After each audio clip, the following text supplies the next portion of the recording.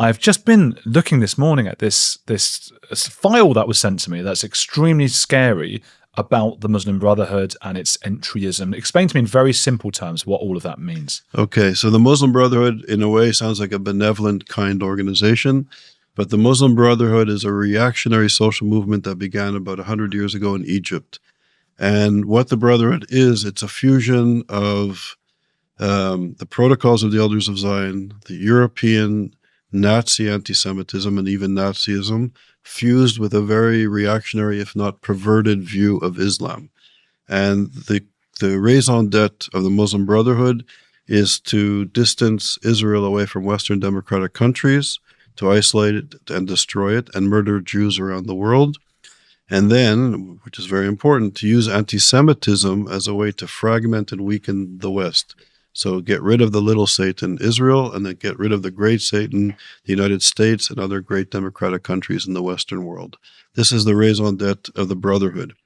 So we're doing a book project. We've launched it in Washington and in the Rayburn building, which is the Congress, which is an important building in Washington, D.C. We brought experts from all over the world and from the United Kingdom, some really important scholars and counterterrorism experts.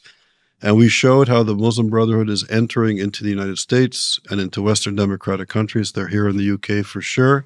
And their entryism is a way to their goals, to destroy democracy and replace it with a caliphate, to replace it with Islamic law. And as far-fetched and fantastical as it seems, their strategic goals are actually meeting with great success. And we've been sleeping through this revolution in the West, and it's time for us to wake up. It's really quite scary. From what I can gather, it's kind of a 100-year plan, and Correct. We're 50 years in. Correct. And how are they doing? What are some of the points they've hit? Well, think about it. If we take a step back, Qatar is a country. It's a tiny country in the Middle East. It has less than 350,000 citizens. Oh. Tiny country. Yeah. Qatar is giving more money to British education, to Canadian education, higher education, to American universities than any country in the world. So why would this tiny, wealthy country give so much money to Western democratic universities? And it's to use soft power to influence it. And the Qataris have a bay'ah.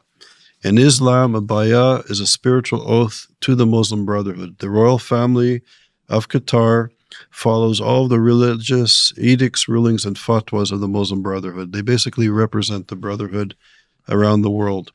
And we estimate that the Qataris are using up to $1 trillion in assets, $1 trillion, to use as soft power to buy favor in universities, in our media, in our political leaders, to further their goals and their agenda.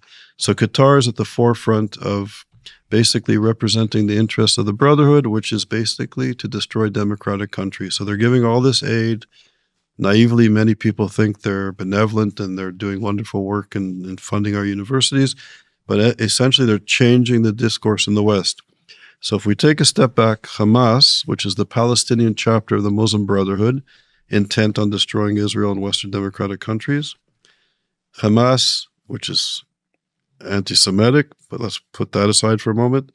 They're anti-democratic. They're sexist. They want to subjugate women, murder gay people, and do away with religious minority rights around the world. Hamas murdered American citizens and British citizens on October the 7th. They kidnapped them.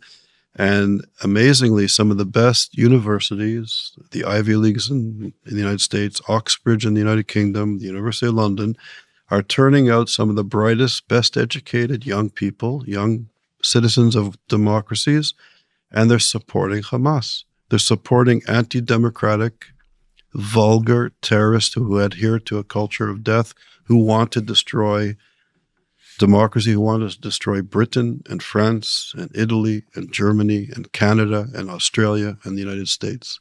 And young people are being inculcated in this sort of red-green alliance of the radical left, which has dominated many of our best universities.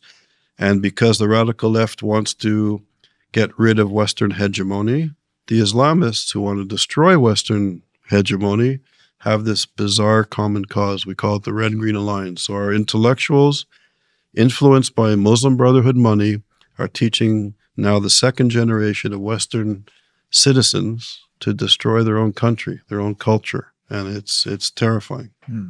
I think a lot of people say, "Oh, that isn't happening," or I don't even know. I keep tweeting saying. So, for example, I retweeted something I saw this afternoon, or I suppose you call it reposting now because it's not called Twitter anymore. But I think his name's Iqbal Mohammed. I'm not sure he's an MP or something. Gosh, I should really know my facts actually. But he was up, on stage and saying it's not just in parts of Birmingham. That's not enough. We need the whole city and then the whole country. We need this. And I reposted that, and I was just like, guys, like you might say maybe, oh, that's just a minority. I don't know, but it's being spelled out for you here. What will it take to make people who are not already on, in our kind of circle, what will it take to make them start to listen? So tragically, I think a lot of this conversation has been censored, and it's often censored. It's self-censorship. We're censoring ourselves, and we're censoring ourselves because this notion of Islamophobia, which was invented by the Muslim Brotherhood and the Iranian revolutionary regime, one of the things that we need to realize is that the Muslim Brotherhood and Iran and other anti-Western democratic countries, they know us. They speak our languages, they speak our culture, they know our ways of life, they know how our universities work, how our political system works, and often we know nothing about them. And I think in a way we really need to understand who the Muslim Brotherhood is, their ideology, their strategic goals, and what they have in store for us. And we have to distinguish between people who adhere to this reactionary ideology that want to destroy democracy and Muslim citizens who are upstanding, good British citizens who want to live here in peace and be contributing members of our society. And there's a huge distinction. And it's a racism, if you will, of low expectations if we in the West cannot be critical of a social movement that wants to destroy democracy and speak for all Muslims. It's racism. They're a strong minority, but there's a vast majority of good and decent Muslims who want to get on with life and respect the other and respect democratic principles. And in fact, Jordan just banned the Muslim Brotherhood. The UAE has banned the Muslim Brotherhood. Saudi has banned the Muslim Brotherhood. The Egyptians have banned the Muslim Brotherhood. So Muslim countries, proud Muslims around the world, are getting rid of this perversion of Islam, this social movement that has a cult of death that wants to destroy and murder decent Muslims and Jews and subjugate women and kill gay people and destroy democracy. And yet, because of the hijacking of our university system, our young intellectuals and students are incapable of distinguishing between Muslims who believe in democracy and respect the other and Muslims who are basically fascist who have a cult of death. Can I ask you a favor? Please subscribe. 90% of you are not subscribed, so if you sub, it will help the channel and I'll keep making these clips.